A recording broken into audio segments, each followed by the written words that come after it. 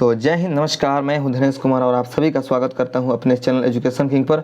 तो दोस्तों, आशा करते हैं अच्छे होंगे और अच्छे से पढ़ाई कर रहे होंगे। तो हम लोग पढ़ रहे थे प्राचीन भारत का इतिहास और उसमें हम लोग पढ़ रहे थे हड़प्पा सभ्यता, जो कि पिछले 3 क्लास से हड़प्पा सभ्यता हम पढ़ रहे हैं। ज़्यादा क्लास को लंबा इसलिए नहीं करते हैं, ठीक है, उसका जो टाइम है ज़्यादा लॉन्ग इसलिए नहीं बनाते हैं वीडियो कि जो लोग हैं, जो कुछ लड़के ऐसे हैं जो देख नहीं पाते हैं, इसलिए हम 15 या 20 मिनट का ही क्लास बना रहे हैं ताकि आप उसको अच्छे से आसानी से कहीं भी देख सकते हैं, ठीक है।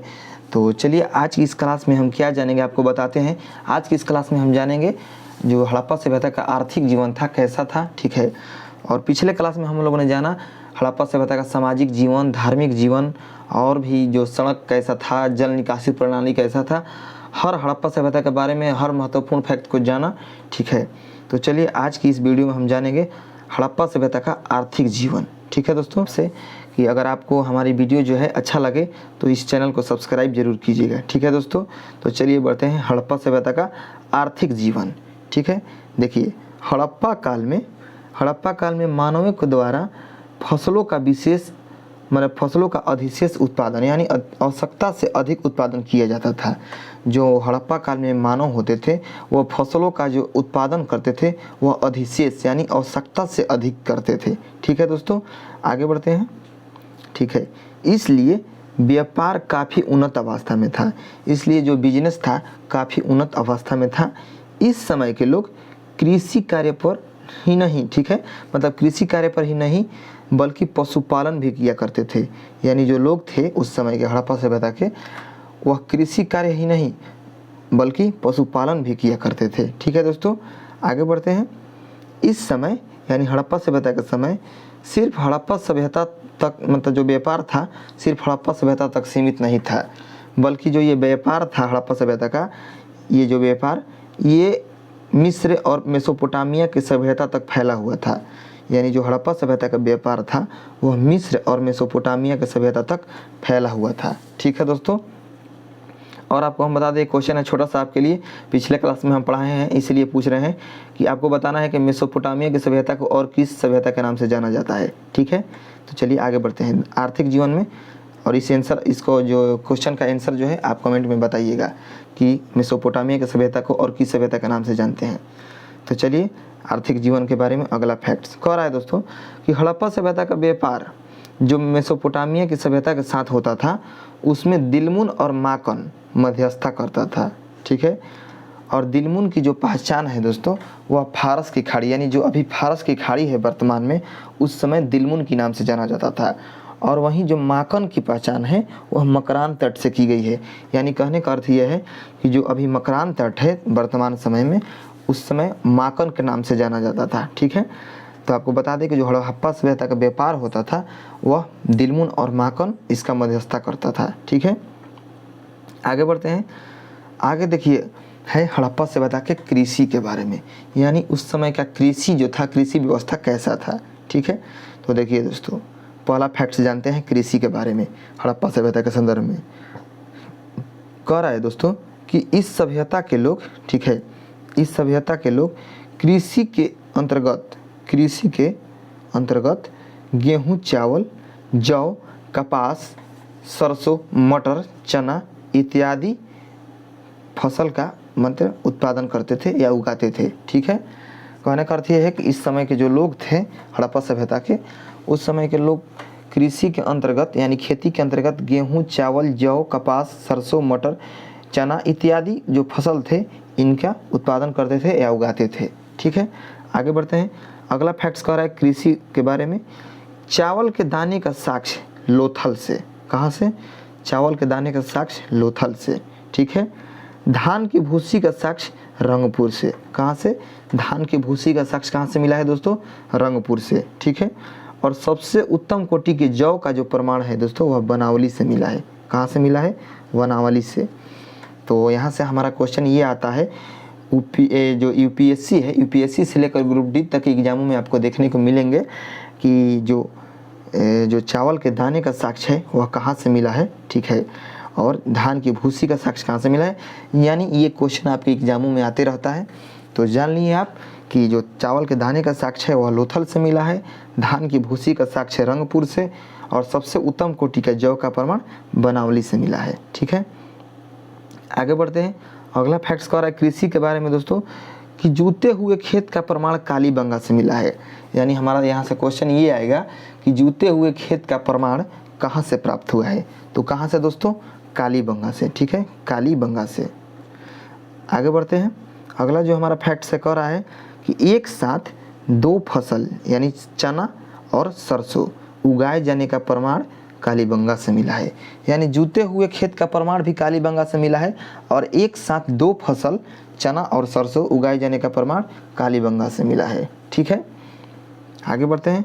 अगला जो हमारा फैक्ट से कह रहा है कि हल यानी जो हल होता है खेत की जुताई करने वाला, हल का जो प्रमाण है दोस्तों वह बनावली से मिला है। कहाँ से मिला है, बनावली से। और इस समय हल का जो फाल होता था वह तांबा, पीतल, कांसा और लकड़ी के बने होते थे। ठीक है, तांबा और पीतल और कांसा और लकड़ी के बने होते थे हल। ठीक है, आगे बढ़ते हैं। अगला हमारा जो फैक्ट है कृषि के संदर्भ में कह रहा है कि इस सभ्यता यानी हड़प्पा सभ्यता के लोग लोहा से परिचित नहीं थे। किससे दोस्तों, लोहा से परिचित नहीं थे। ध्यान रहे कि लोहा का जो प्रमाण है दोस्तों वह भारतवर्ष में पहली बार 1000 ईस्वी पूर्व में उत्तर प्रदेश के अतरंजी खेड़ा में देखने को मिला है। कहाँ पर दोस्तों, अतरंजी खेड़ा में। ठीक है, जो उत्तर प्रदेश में अतरंजी खेड़ा स्थान है वहाँ पर 1000 ईस्वी पूर्व वहाँ से मिला है लोहा का प्रमाण। ठीक है दोस्तों, आगे बढ़ते हैं।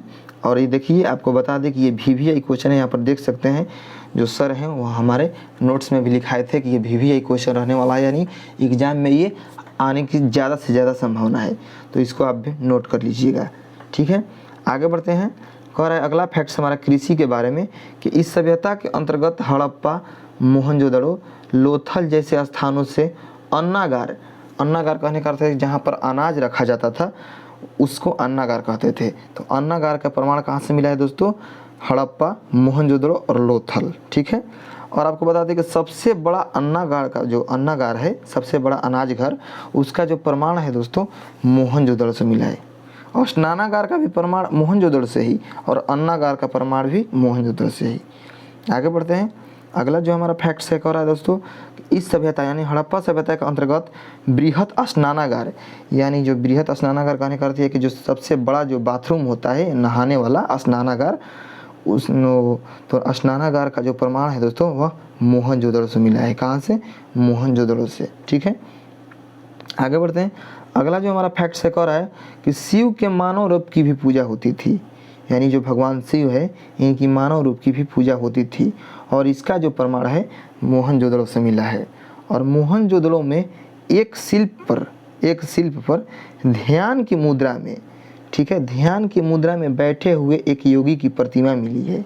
क्या मिली है दोस्तों, योगी की प्रतिमा ध्यान की मुद्रा में बैठे हुए मिली है। ठीक है, इस योगी की चारों ओर कई जानवर जैसे में गेंडा, बाघ, हाथी, भैंसा, हिरन मौजूद थे। ठीक है, इसलिए पुरातत्वविद जो थे उन्होंने इन्हें आद्य शिव कहा। इन जो योगी बैठे थे इन योगी को उन्होंने क्या कहा दोस्तों, आद्य शिव कहा। ठीक है, तो कृषि के बारे में हम लोगों ने जान लिया।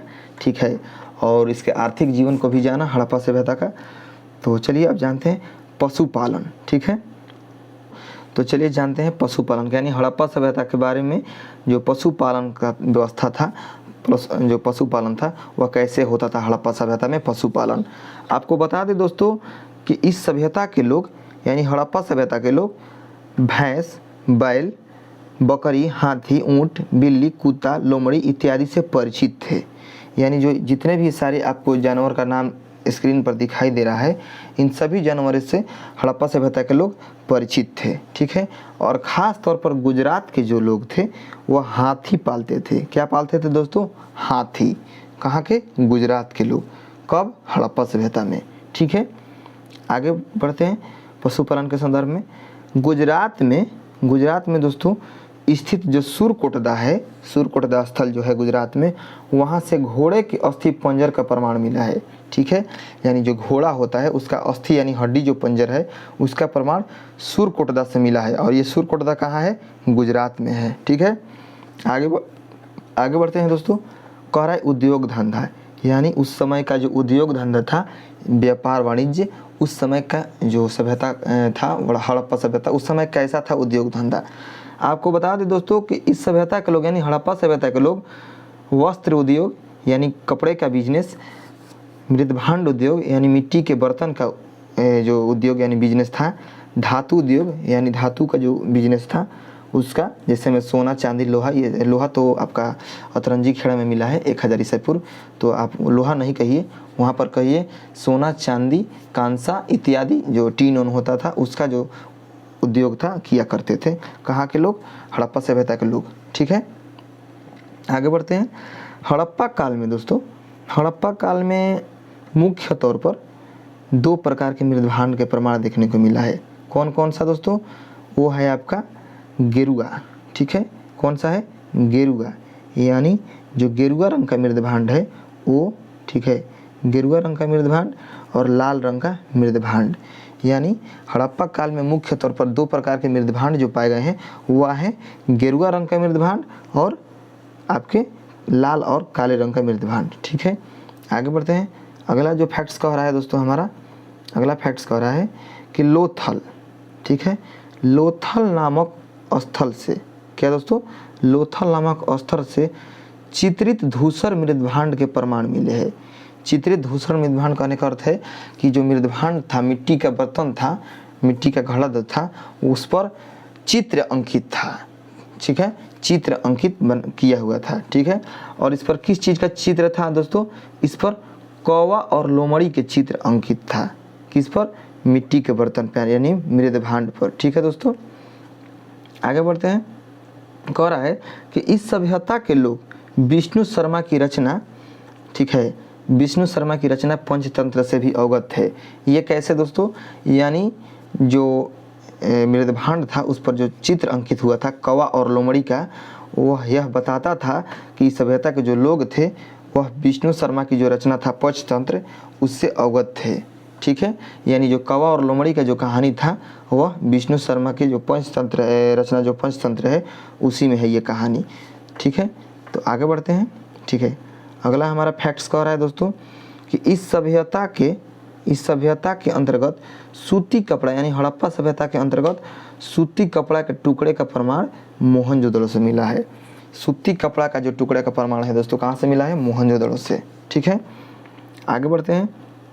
आगे कह रहा है कि वस्त्रों की जो रंगाई सिलाई होता था दोस्तों, रंगाई और सिलाई, इसका प्रमाण धौलावीरा से मिला है। कहाँ से? धौलावीरा से वस्त्रों की रंगाई और धुलाई का और रंगाई और सिलाई का प्रमाण मिला है धौलावीरा से। आगे बढ़ते हैं। कह रहा है दोस्तों कि हड़प्पाई लिपि। ठीक है, अब आइए जानते हैं हड़प्पाई जो लिपि थी उसके बारे में। तो आपको बता दें दोस्तों कि जो हड़प्पाई लिपि थी इसका पहला नमूना 1853 ईस्वी में देखने को मिला है। ठीक है, हड़प्पाई लिपि का पहला नमूना 1853 ईस्वी में देखने को मिला है। ठीक है, और यह लिपि जो था दोस्तों, यह लिपि यानी हड़प्पा लिपि, ठीक है, यह पूर्णतः प्रकाश में जो आया था वह वर्ष था 1923। यानी इसका जो नमूना देखने को मिला है 1853 में मिला है। कब मिला है दोस्तों? 1853 में। लेकिन वहीं जो ये लिपि जो था प्रकाश में आया 1923 में। ठीक है दोस्तों, लेकिन इसको आज तक पढ़ने में सफलता नहीं मिली है। यानी जो हड़प्पा लिपि है उसको आज तक पढ़ने में कोई पढ़ नहीं पाया है, इसका कहने का अर्थ ही है। ठीक है, आगे बढ़ते हैं। कह रहा है कि इसलिए आज भी इस सभ्यता की जानकारी जो है, जानकारी सबसे महत्वपूर्ण स्रोत पुरातात्विक जो खुदाई है, पुरातात्विक खुदाई हुआ है उससे जो प्राप्त वस्तु है उससे प्राप्त होता है। यानी कहने का अर्थ ये है कि जब हड़प्पा लिपि को नहीं पढ़ा गया, नहीं पढ़ने में किसी को सफलता मिला, इसलिए जो पुरातात्विक स्रोत से खुदाई हुआ वस्तु था उसी से हड़प्पा सभ्यता का जानकारी लगाया गया। ठीक है, कि यह कैसी सभ्यता थी। आगे बढ़ते हैं। कह रहा है दोस्तों कि हड़प्पा लिपि को ठीक है, हड़प्पा लिपि को विद्वानों ने भाव चित्रात्मक या पिक्टोग्राफ कहा। क्या कहा दोस्तों? भाव चित्रात्मक या पिक्टोग्राफ कहा। किसको? हड़प्पा लिपि को। और आपको बता दें कि यह लिपि मुख्यतः दाईं से बाईं ओर लिखी जाती है। दाईं से यानी जैसे खरोष्टी लिपि जो होती थी होती है खरोष्टी लिपि, उसी प्रकार ये हड़प्पा लिपि थी, यानी दाईं से बाईं ओर। ठीक है, और इस लिपि में मूल चिन्हों की जो संख्या थी दोस्तों वह है आपका 64। कितना है? 64, 64। आगे बढ़ते हैं। अगला जो हमारा फैक्ट्स कह रहा है, ठीक है, अगला फैक्ट्स कह रहा है दोस्तों कि हड़प्पाई स्थल धौलावीरा से 10 मूल चिन्हों का प्रयोग कर एक बड़े अभिलेख लिखे गए थे, इसका प्रमाण देखने को मिलता है। यानी कहने का अर्थ यह है कि जो हड़प्पाई स्थल धौलावीरा है वहाँ से 10 मूल चिन्हों का प्रयोग कर एक बड़े अभिलेख लिखे गए थे, और जो इस अभिलेख लिखे गए थे इसका प्रमाण देखने को मिलता है कहाँ से? धौलावीरा से। ठीक है, तो यहाँ तक हम लोगों ने जान लिया। ठीक है, क्या क्या जाना आज की इस वीडियो में, थोड़ा सा एक नज़र डाल लेते हैं। आज की इस वीडियो में हम लोगों ने जाना हड़प्पाई लिपि, उसके बाद हम लोगों ने जाना दोस्तों जो हड़प्पा का उद्योग धंधा था उसके बारे में जाना, फिर पशुपालन, कृषि, ठीक है, और भी कई फैक्ट्स जो महत्वपूर्ण सारे हैं उसको भी हम लोगों ने जाना। और कल की वीडियो में यानी अगले वीडियो में हम लोग जानेंगे हड़प्पा सभ्यता के अंतिम संस्कार की विधियां और बहुत सारे महत्वपूर्ण फैक्ट्स जानेंगे, हड़प्पा सभ्यता को पढ़ेंगे आगे। ठीक है, तब तक के लिए जय हिंद, मिलते हैं अगले वीडियो में। अगर हमारा ये वीडियो अच्छा लगेगा तो आप सब्सक्राइब जरूर कर दीजिएगा। ठीक है।